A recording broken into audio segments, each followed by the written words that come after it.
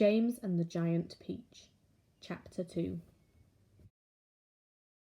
After James Henry Trotter had been living with his aunts for 3 whole years, there came a morning when something rather peculiar happened to him. And this thing, which, as I say, was only rather peculiar, soon caused a second thing to happen, which was very peculiar. And then the very peculiar thing, in its own turn, caused a really fantastically peculiar thing to occur. It all started on a blazing hot day in the middle of summer. Aunt Sponge, Aunt Spiker, and James were all out in the garden. James had been put to work, as usual. This time he was chopping wood for the kitchen stove. Aunt Sponge and Aunt Spiker were sitting comfortably in deck chairs nearby, sipping tall glasses of fizzy lemonade and watching him to see that he didn't stop work for one moment. Aunt Sponge was enormously fat and very short. She had small piggy eyes, a sunken mouth, and one of those white flabby faces that looked exactly as though it had been boiled. She was like a great white, soggy, over-boiled cabbage. Aunt Spiker, on the other hand, was lean and tall and bony, and she wore steel-rimmed spectacles that fixed onto the end of her nose with a clip. She had a screeching voice and long, wet, narrow lips, and whenever she got angry or excited, little flecks of spit would come shooting out of her mouth as she talked. And there they sat, these 2 ghastly hags, sipping their drinks and every now and again screaming at James to chop faster and faster.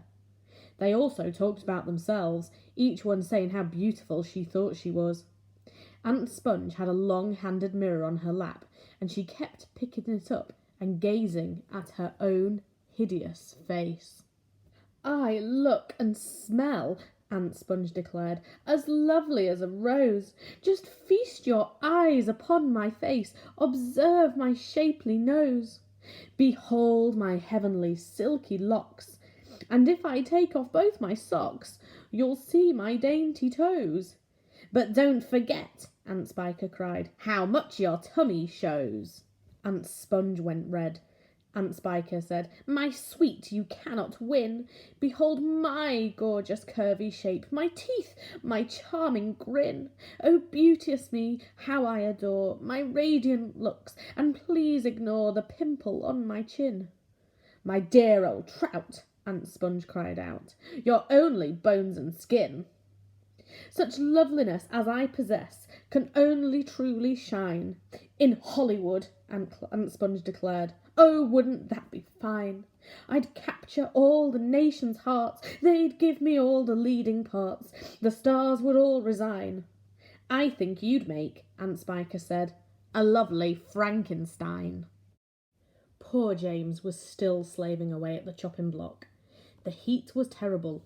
He was sweating all over. His arm was aching. The chopper was a large, blunt thing, far too heavy for a small boy to use. And as he worked, James began thinking about all the other children in the world, and what they might be doing at this moment. Some would be riding tricycles in their gardens. Some would be walking in cool woods and picking bunches of wild flowers. And all the little friends whom he used to know would be down by the seaside, playing in the wet sand and splashing around in the water. Great tears began oozing out of James's eyes and rolling down his cheeks. He stopped working and leaned against the chopping block, overwhelmed by his own unhappiness. "What's the matter with you?"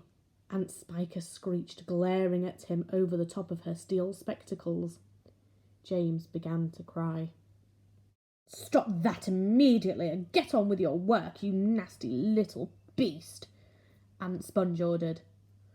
"Oh, Auntie Sponge," James cried out, "and Auntie Spiker, couldn't we all please, just for once, go down to the seaside on the bus? It isn't very far, and I feel so hot and awful and lonely." "Why, you lazy, good-for-nothing brute," Aunt Spiker shouted. "Beat him," cried Aunt Sponge. "I certainly will," Aunt Spiker snapped. She glared at James, and James looked back at her with large, frightened eyes. "I shall beat you later on in the day when I don't feel so hot," she said. "And now get out of my sight, you disgusting little worm, and give me some peace." James turned and ran. He ran off as fast as he could to the far end of the garden and hid himself behind that clump of dirty old laurel bushes that we mentioned earlier on. Then he covered his face with his hands and began to cry and cry.